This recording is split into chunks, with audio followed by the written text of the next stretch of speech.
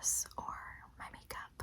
So I do my makeup like normal, and then I add a ton of glitter right here. Right here, it's really chunky glitter too. This is glitter. And then I also added right here and here and a little bit here. Today is a Sunday. Clearly, I went out last night, so I'm in my pajamas, still in last night's makeup, and I just wanted to sit here and chat and not have to look all gorgeous, stunning, beautiful, even though, like, honestly, wow, I'm still looking great, still killing it, and so are you. So yeah, I went out last night to the smallest of towns, and went to their like community days festival.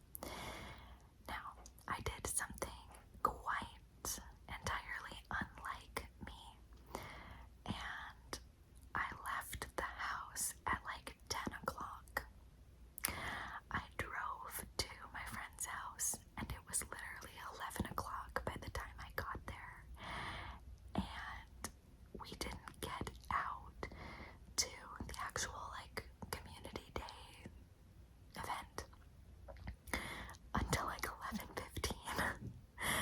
So Mama went out late. I went out late, but it was a lot of fun. So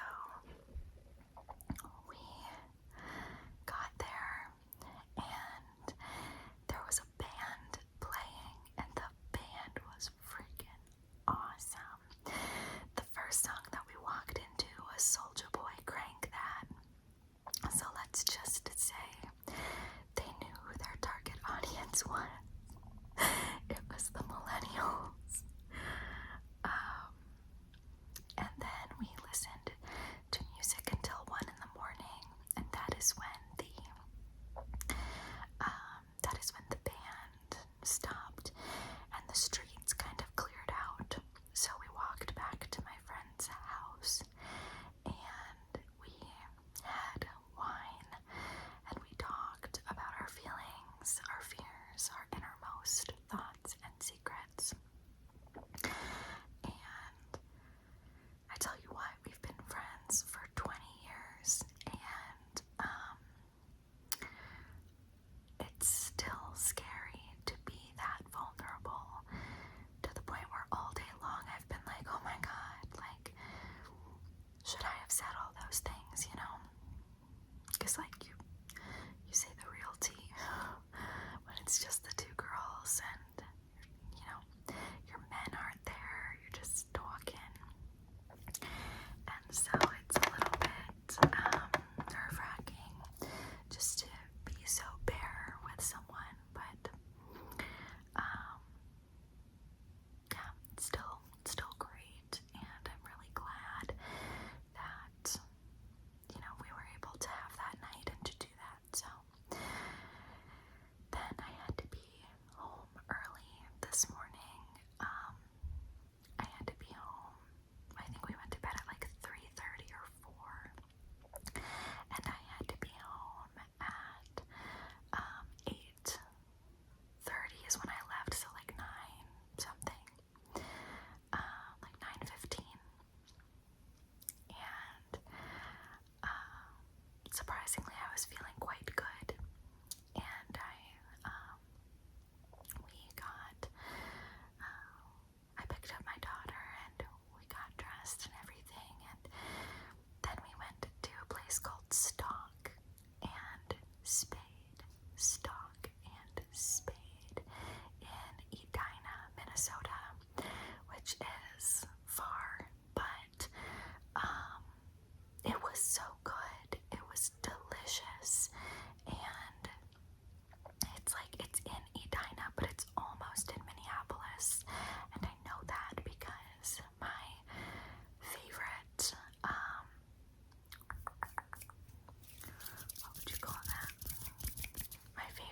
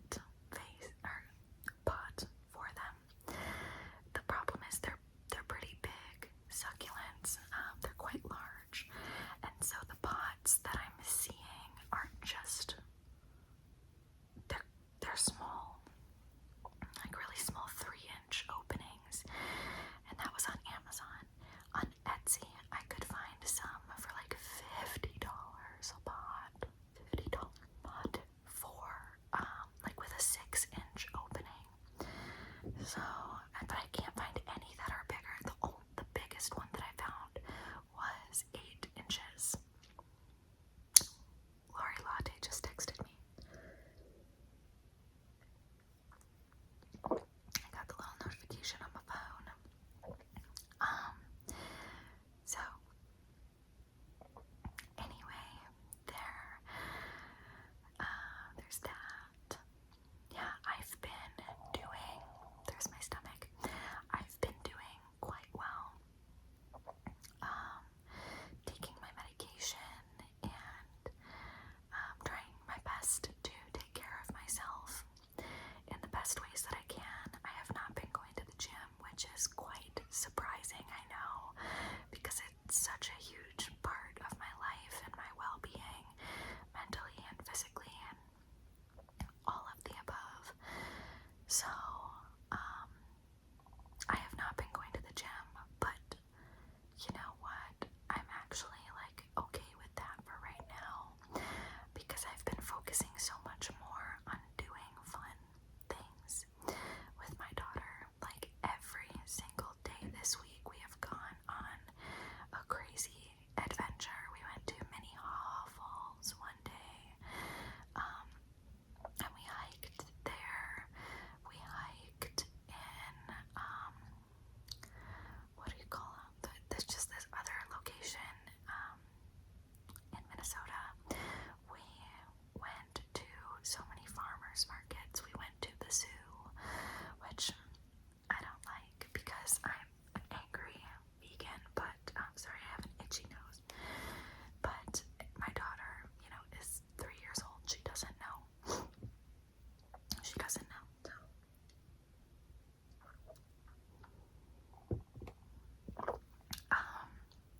We've gone to so many thrift stores and antique stores and lots of just fun adventures. We've gone out to eat at like 3 new vegan restaurants this week that we've never been to.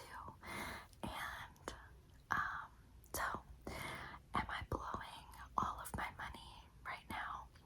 Yes, but I don't want you to worry about me because I'm not manic. I'm just, I don't know, I'm in a weird phase of just like, I don't give a fuck right now.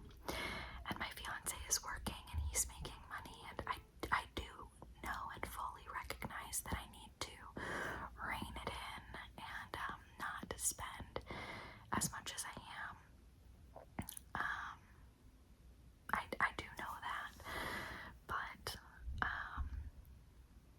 it's bringing me some happiness right now. Like my fiance was like, oh yeah, we need to like stop spending money to buy a house, and I was like, no, I like spending money right now, so no thanks. Which is a joke, but kind of serious. So anyway, my daughter will not go to sleep. If you can hear some tomfoolery upstairs, that is what is going on. But I wanted to get started filming. That's another thing I have been so excited about and obsessed with filming.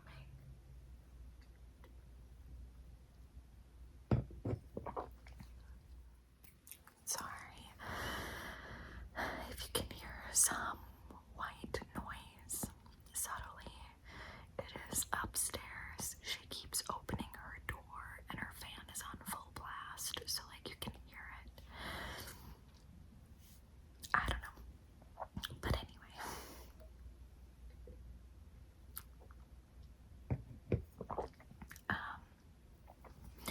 I've been loving filming.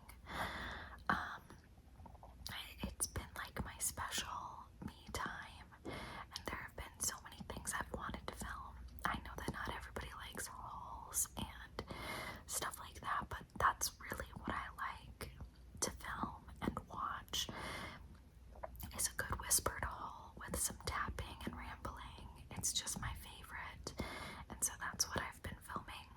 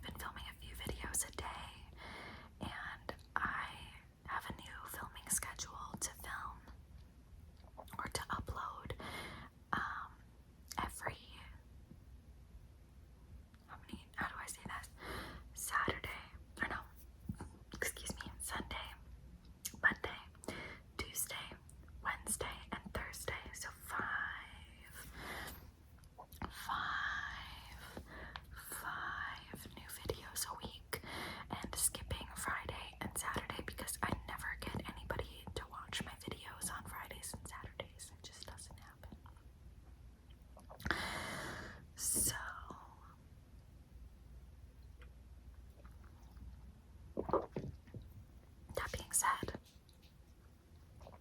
I also really want to grow this channel. I've been on YouTube for years, and like many years, and I got this comment the other day that just, it was like so true.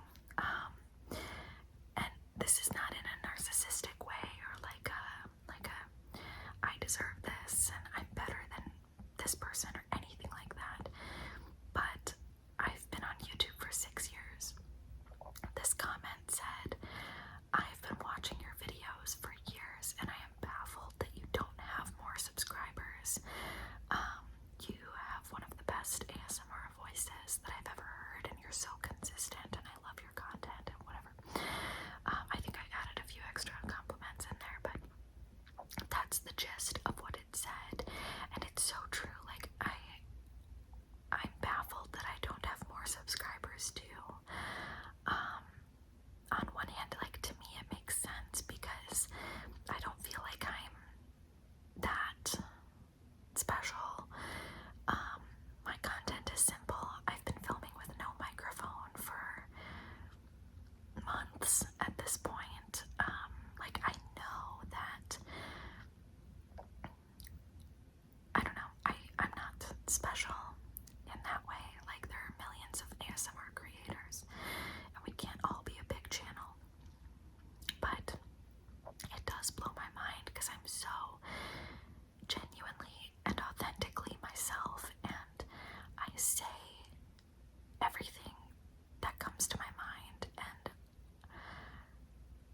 I don't know, I feel like I'm really a genuine, relatable person, and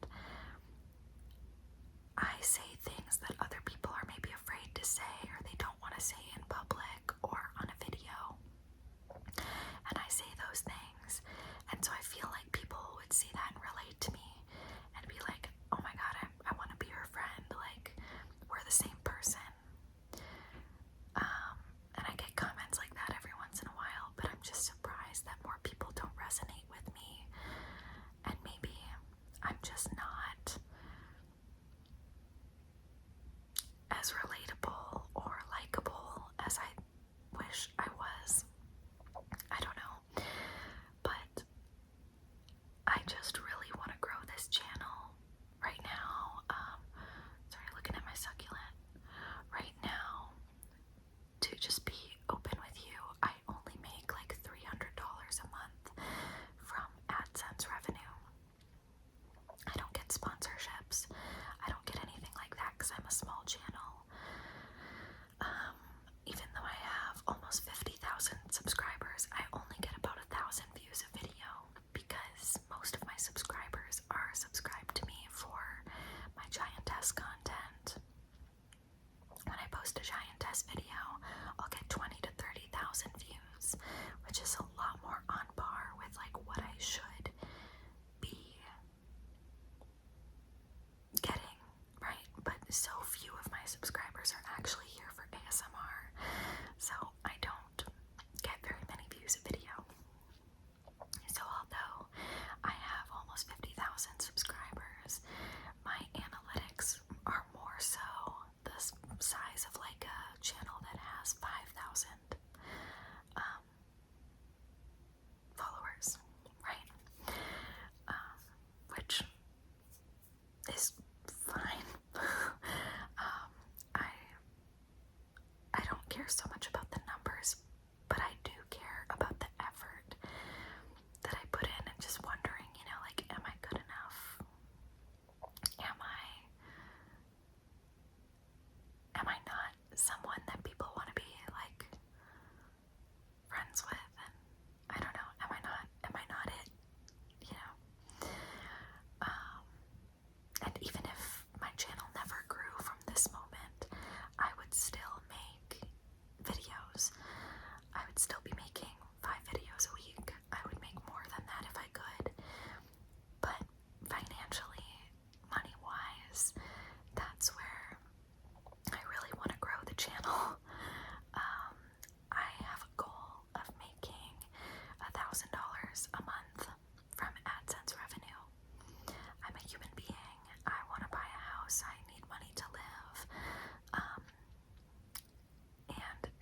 shit that I don't need from thrift stores. I need that.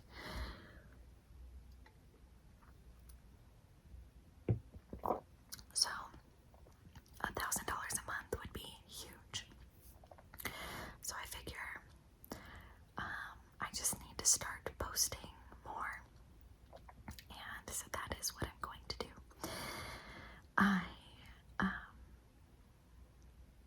going to be posting 5 videos a week. 5, not 1, not 2, not 3, not 4, but 5 videos a week for the foreseeable future.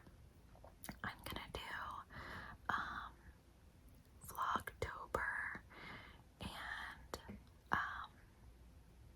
Vlogtober and what do you call it? Vlogmas, which is where I post every day in October and every day in December. I've done Vlogmas the past 3 years, 4 years, or something. I was pregnant when I did my first official Vlogmas, I believe, so 2018, 2019, 2020, 2021. This will be my 5th year attempting to do Vlogmas, and I believe I actually successfully did it the last 2 years, but anyway, I don't remember if I think I did it all of the years, but so yeah, I'll be posting 31 videos in October and 31 videos in December. So get ready for that. Lots of hauls that you don't want. Yeah, I didn't know where this ramble was going to go, and oh, I do have an update for you guys. One sec. I have something kind of serious that I want to talk about regarding therapy and my therapist. So I ghosted my therapist again, as you guys know, and I don't know. Every other time I've done that, I have felt so like riddled in guilt and just like wanting to reach out, but feeling like, oh, I can't because I ghosted her again, and but like wanting to. But this time I was like, you know, something leads me to believe that even though like we have the same birthday, she gets me, she swears with me, and like if you are a professional person in my life, like my psychiatrist, my therapist, whatever, and you're like, oh, fuck that guy, like I will instantly be your bestie. Like I will trust you, I will put my life in your hands. Yeah, so I loved my therapist. I feel like we both just understood each other, but for some reason I was feeling like she wasn't helping me in the way that I needed. So I was like, I'm not gonna reach out this time. I'm not gonna crawl back and say like, oh my god, I'm sorry, I ghosted you. I didn't feel like I was going to reach out to her, which might sound awful, but whatever. That is the truth. That is what happened. And then I got a letter in the mail from her, and it said, hi Brooke,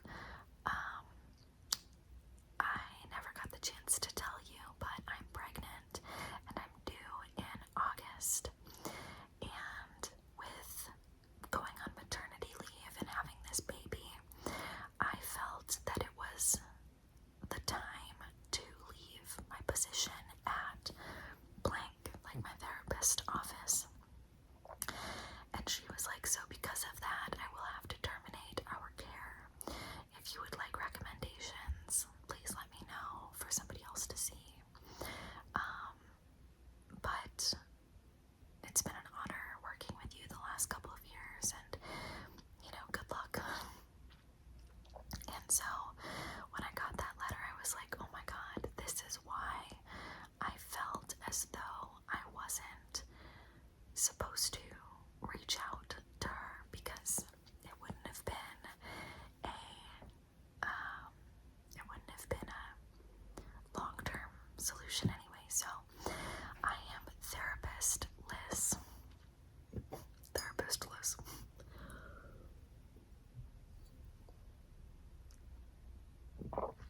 And yeah, I haven't been seeing a therapist in a few months, but as of right now, I officially don't have one. So,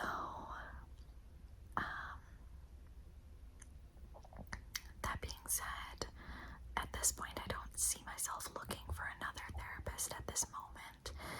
But when I do go back to therapy, I will have to go with a completely new person and a completely new therapist and start all over from ground zero. So that's gonna be pretty crazy, but as much as I loved her name is Stacy,